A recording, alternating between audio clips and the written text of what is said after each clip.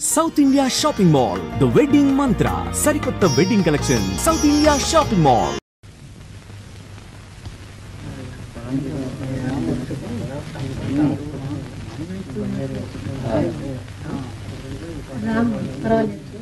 ఇదిగో వేణు, ఎక్కడికి వెళ్ళావరా? పెళ్ళారు వచ్చాను.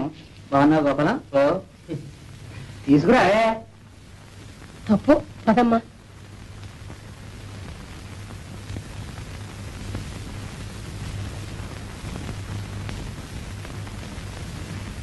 పోనీ అమ్మా, సిగ్గుపడుతోంది.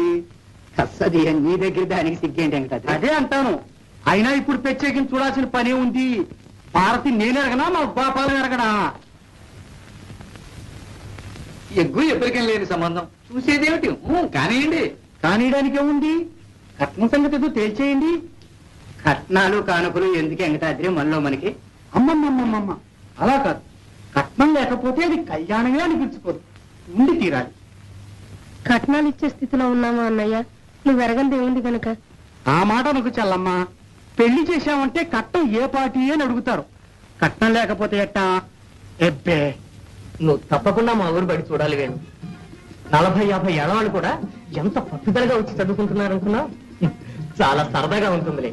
అట్లాగే గోపాలం, తప్పకుండా వస్తాను. ఈ పని అయిపోయి అదిగో చెల్లాయ్. ఏమా మాట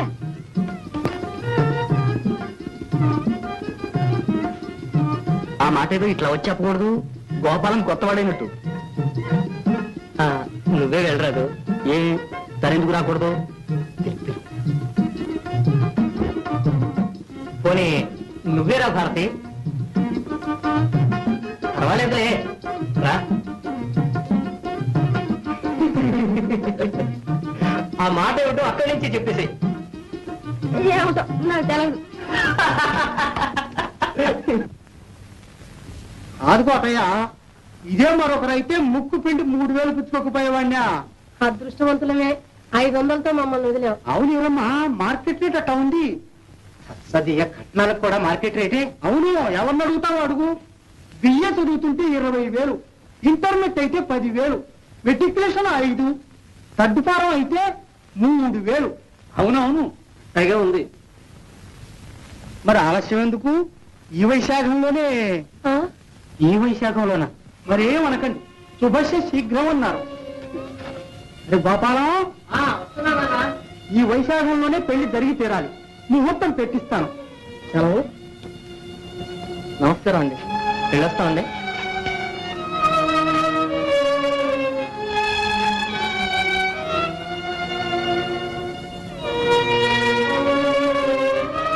వెళ్ళొస్తావమ్మా. మంచిదమ్మా, వెళ్ళొస్తావమ్మా. వెళ్ళొస్తావమ్మా.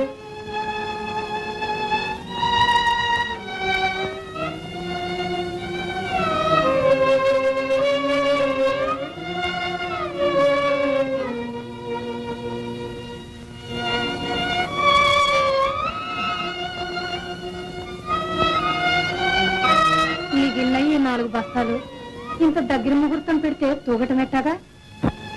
తూగు, ఉయ్యాలు కట్టుకుని ఊగు. అతనికేం అక్కర్లా. అయితే మళ్ళీ ఆ సాగరయ్య గారినే పట్టుకోవాలన్నమాట. కానీ ఈ వారం కూడా ఆయన మీదే బారేద్దాం.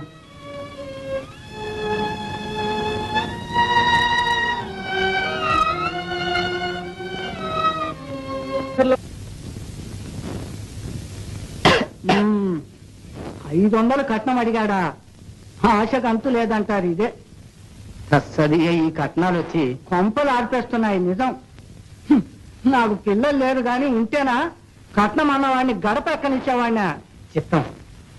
ఈ శుభకార్యం శుభకార్యం ఆగుతుందట గాని కూర్చో. చూడు కోటయ్య, పాత బకాయి ఈ 500 కలిస్తే తడిసి మోపెడవుతుంది. మరి దానికి ఏమైనా హామీ ఉండటం మంచిది కాదు. నా మాట కంటేనా బాబు? మాటలు మాటల్లాగే ఉంటాయా? ఇప్పుడు నీ కొడుకు పెద్దవాడయ్యాడు, వ్యవహారవేత్త కూడాను. ఆడి మోకం ఆడికేం తెలుసు. నా మాటకి ఎదురు చెప్పండి. అయితే ఒక పని చేయండి. మీరిద్దరూ కలిసి 2 ఏళ్లలోగా నా బాకీ తీర్మానం చేయలేకపోతే నీ ఇల్లు నాకు స్వాధీనం చేసేట్టు ఒక జాయింట్ తనఖా దస్తావేజు రాసివ్వండి. చాలా పెద్ద షరతులు పెడుతున్నారే. కాగితాల మీద పెట్టడమే కానీ ఇవన్నీ అమలు జరుపుతామనే. ఇదిగో నేను ఒక ఉపాయం కూడా చెప్తాను విను. పాపం పిల్లలు గలవాడివి. నువ్వు ఎప్పట్లాగా నా పొలం కౌలు చేసుకుంటూ మీ వేణు నా దగ్గర పాలేరుగా పెట్టావంటే 2 ఏళ్ళు ఎందుకు 1 ఏడాదిలోనే తీర్చేయగలవు. ఏమిటి ఆలోచనలో పడ్డావు? ఏమీ లేదు. ఆలోచించుకో. దీనికి ఇష్టపడితేనే డబ్బు తీసుకెళ్ళు, లేదా నీ ఇష్టం. సరే, అట్టాగే కానీ.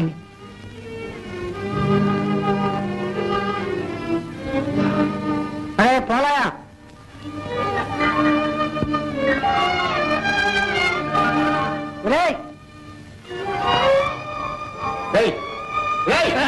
అయ్యగారు పిలుస్తున్నారా? నేను వీరి అబ్బాయి వేణు లేడు, అతన్ని పిలుచుకొని రా. ఎవరు లేడా? నేను ఒరే కంచులు, నువ్వు పోయిరారా. చిత్తం బాబు, కొన్ని కరణాన్ని పిలుచుకొస్తావా? ఎవరు? కరణం సాంబయ్య గారిని రా. ఓ ఓ రైట్ గా. రంగారావు, దస్తావేజు ముసాయిదా చెప్తాను, ఇక్కడికి రా.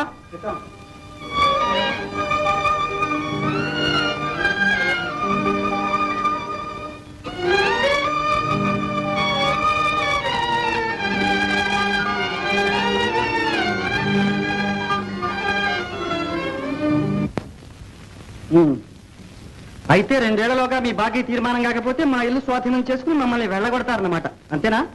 అదే, అంత పని ఎందుకు జరుగుతుందో దానికి నేను ఒక ఉపాయం కూడా చెప్పాను. అదేగా, నేను మీ దగ్గర సాలుకి 15 బస్తాల జీతానికి పాలేరుతనం చేయాలి. అదంతా మీరు బాకీ కింద విరగొసుకుంటారు. అంతే అంతే. చూశారు, అరటి పండు వలచి చేతిలో పెట్టినట్టుగా చెప్పేసేశాడు. అనగా పెద్ద సాగదీశావు. అనగా అంటే అనగా ఇలాంటి పక్కతాళం కాలం చేరదీసాక సాగర ఊళ్ళో వాడు కొంపలు తీసేది. చేజిక్కిన బక్కలైతే అందరినీ పీల్చి పిప్పి చేయడమేగా మీ పని. కష్టాల్లో ఆదుకుంటారు, మీ దగ్గరికి వస్తే కత్తి పనులు ఇరికించాలని చూస్తారు. మీ ఎత్తులు ఎవరికి తెలియవు. ఈ నెత్తి కోతల దస్తావేజు మీద నేను సంతకం పెట్టను. అవును, నేను చచ్చిన సంతకం పెట్టను. సాగరయ్య గారు, రోజులు మారాయని గుర్తించండి. వస్తాను. అసలు చెల్లెలకి పెళ్లి కావడం వాడికి ఇష్టం లేదేమో. ఏటిన్నిటికి గీరా, ఇది పొగసి పాటేస్తాను. ఎలామంటండి? వాడు పడతాడటండి, కొమ్ములు వస్తూ ఉంటాను. వాడన్నట్టు రోజులు మారిపోయాయి సాగరయ్య గారు. రోజులు మారుతాయి. మారో మరి.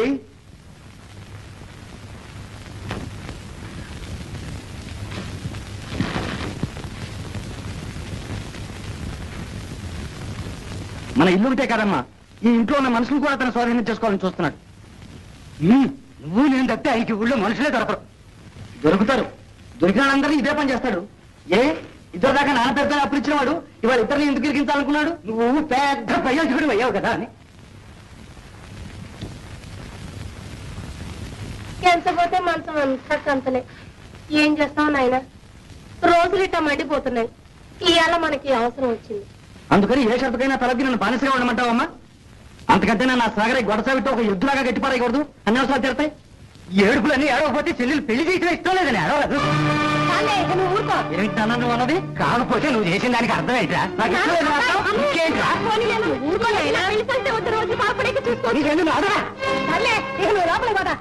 మనకున్నదేగా ఊళ్ళ వాడ ముందు నీళ్ళు కావటం, ఇంట్లో వాడ మీ దగ్గర పట్టం.